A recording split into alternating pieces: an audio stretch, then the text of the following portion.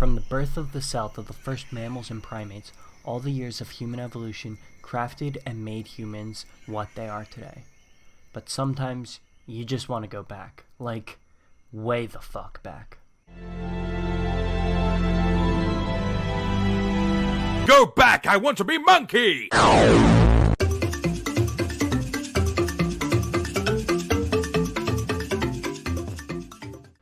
On February 10th, 2017, mangaka Yoshineku Kitafuku would answer the one question that nobody asked. Can you find true love with a hominid?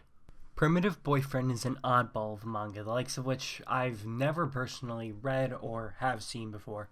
I don't know if it's my unfamiliarity with the shoujo genre or if Primitive Boyfriend really is that bizarre of a series, but it was really weird. It ran from February 10th, 2017 to July 24th, 2018 in Lala, a monthly Japanese shoujo magazine published by Hakuensha. Lala was also the home of Oren High School Host Club, which I know is a very popular one that I'm sure many people have seen. Hakuensha also publishes Young Animal, which publishes Berserk. That really has no relevance to anything.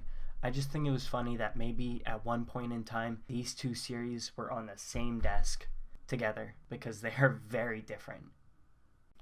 Now, why am I talking about a manga series that you or probably anyone you know has most likely never heard of? Well, that's because with a little bit of peer pressure from my friend Julia, I went against my better judgment and bought all 3 volumes of this series to read and review for a YouTube video that you are watching right now. So let's start from the beginning at Primitive Boyfriend, Volume 1, Chapter 1.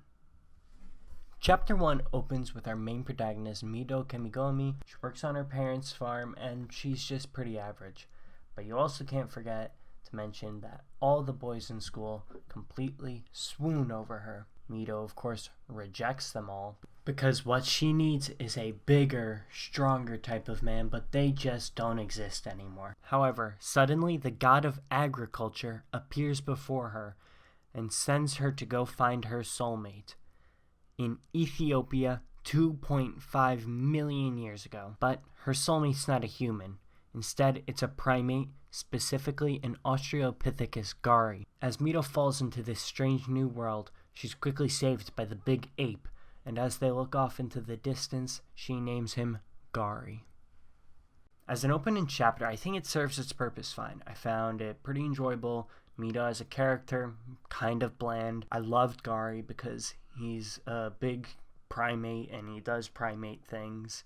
If there's a way I can describe this series as a whole, I'd say it's a very silly concept, but played off rather seriously and rather well done for what it is. And the thing that surprised me the most about it was the art.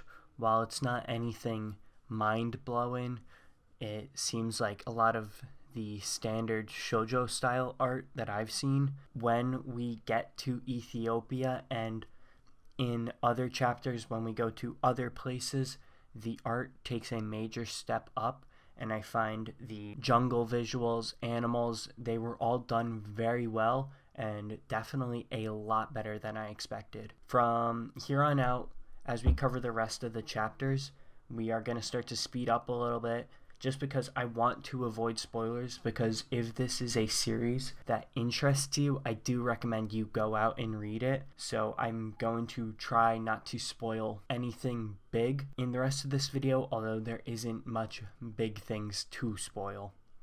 Chapter 2 follows Mido and Gari's adventures in Ethiopia 2.5 million years ago, and it does a lot to further their relationship.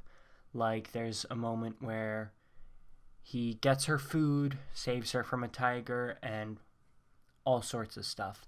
However, eventually she has to go back to the present where she learns that the Australopithecus gari have gone extinct. Chapter 3, we start off, we're still in the present, but soon enough, the god of agriculture appears before Mido once again and sends her back into the past. However, this time it's not with Gari, but instead a slightly less primitive creature, the Java Man. Overall, Volume 1 was good and definitely better than I was expecting. My only major complaint was that it was rushed, as there was only 3 chapters in the volume, but I still enjoyed my time with it, and we can finally cross Volume 1 off the list and move on to Volume 2. So I recorded that a little bit over a week ago, but since then I've had a lot of microphone problems and a lot of computer troubles, so I'm going to shrink Volumes 2 and 3 down into a little lightning round, then I'll talk about the series as a whole, and one final thing I wanted to touch on before I end the video. So let's get into Volumes 2 and 3. So Volume 2 leaves right where Volume 1 left off. Mito is left with another group of primitive beings. This time they're Java men, and we follow Mito and one specific one called Erek, but eventually she does have to go back to the past, where Volume 3 starts. Now Volume 3, she gets sent back into the past 3,000 years ago, this time in Japan's Jomon period, but this time we don't have the silly ape people, and it's actual humans in hunter-gatherer society, hunter-gatherer villages, where they consider Mito a dangerous outsider. But we learn about the village, the people living in there. Mito learns how to communicate with them, and it was definitely my favorite just because it was the most character development we got for any of the characters, and there was actual other characters. But eventually she does have to go back to the year 2017, where she does get her final chance to find her soulmate. Overall, I enjoyed this series a lot more than I thought I would.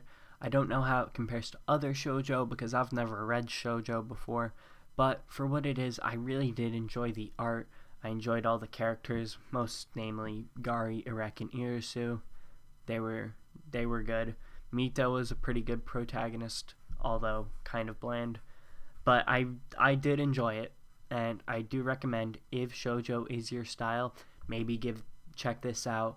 Or if you think this is just kind of your sense of humor, you might get some enjoyment out of it. However, there's one thing that absolutely shines in this series, and it is the love and the passion that the mangaka has put into every page. Each chapter contains little notes, thanking the reader for picking up Volume 1 and 2 and 3, and just being grateful for reading their series. As well, at the end of each chapter, there is an afterword where they talk about how their mom helped with the series. There's also a special thanks and a reference sheet. Basically, there is just so much love and passion poured into this series, and that is one of the most important things for me personally when I am reading a series. With such a small series and a small creator like this, I'm not going to personally give it a rating out of 10 for this video. I will say though, if this sounds like a series that you will enjoy, I do think you should go and buy the first volume. There's only 3 of them, and give it a shot for yourself. That's going to do it for today. In the description, I'll leave a link to the mangaka's Twitter, Julia's Twitter as mentioned before, as well as my Twitter. If you enjoyed the video, please consider liking and subscribing. And this is the first video I've done in this style, so I'm not sure how well it is. I'm sure it's not the best, but personally I'm satisfied with what I have so far. Thank you everyone for watching. It really means a lot to me, and I'll see you later.